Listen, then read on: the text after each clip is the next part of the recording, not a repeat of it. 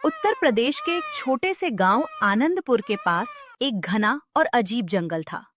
लोग उसे रहस्यमयी जंगल कहते थे।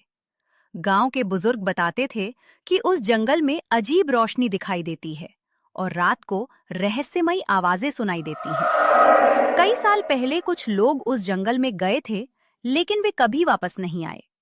इसी कारण गांव वाले वहां जाने से डरते थे। गांव में रहने वाला 15 साल का लड़का विवान बहुत जिज्ञासु था। वह हमेशा सोचता था, आखिर उस जंगल में ऐसा क्या है जो सबको डराता है। एक रात उसने अपने घर की खिड़की से देखा, जंगल की ओर से नीली रोशनी चमक रही थी। उसने निश्चय किया, अब वह सच जानकर रहेगा। अगली सुबह विवान चुपचाप घर से निकल पड़ा। उसके पास एक टॉर्च, पानी की बोतल और हिम्मत थी। जंगल में कदम रखते ही ठंडी हवा चली। पेड़ों की शाखाएं अजीब तरह से हिल रही थी, जैसे कोई उसे देख रहा हो। चलते चलते उसे एक चमकता हुआ फूल दिखाई दिया। वह फूल नीली रोशनी फैला रहा था। जैसे ही विवान ने उसे छूने की कोशिश की, अचानक पीछे से आवाज आई, रुक जाओ। वह मुड़ा, लेकिन वहां कोई नहीं था।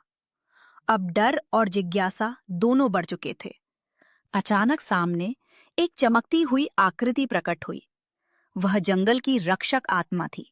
आत्मा ने कहा, यह जंगल कभी जीवित और खुशहाल था, लेकिन एक लालची तांत्रिक ने इसकी जीवन शक्ति चुरा ली।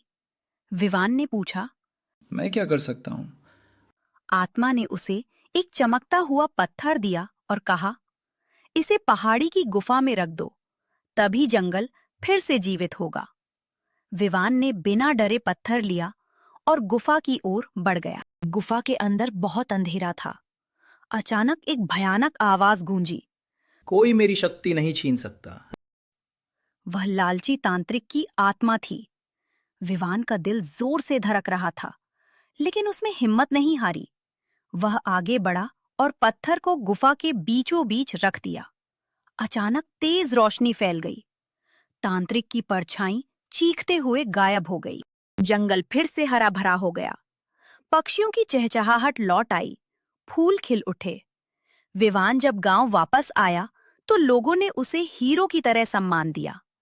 अब रहस्यमयी जंगल डर का प्रतीक नहीं था, बल्कि साहस और सच्चाई की जीत का प्रतीक बन चुका था। कहानी की सीख, साहस और सच्चाई से हर रहस्य का समाधान हो सकता है।